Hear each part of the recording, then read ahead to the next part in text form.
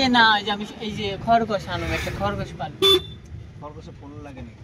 কিন্তু বলো যে চাপ দিচ্ছে তুমি ছালে যাইবো শিকারি বানাবো। আরে প্রচুর নোংরা করে খরগোশ। আমার ভালো লাগে কি কিউট দেখতে। কিউট দেখলে তো হবে না। নোংরা খুলে একটা চট দিয়ে এটা ধর, এগুলো ধর।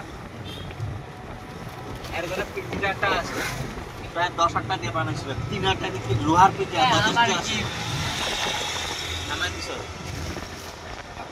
থালা কাঁসা তো ছোট থালা পূজার। এ মা থ্যাংক ইউ বলছি। আবার দিছ কি? আর বলতো ওটার উপরে সে সন্দেশ আছে। হ্যাঁ? উপরে সন্দেশ আছে। ওই কি কলকাতা থেকে আনছে? খেয়ে দেখো এত মুখটা মাইরা নেই, আমি একটা আদা খাই। রসগোল্লা আনছিলাম কিন্তু বললো খারাপ হয়ে যাবে, টকে যাবে।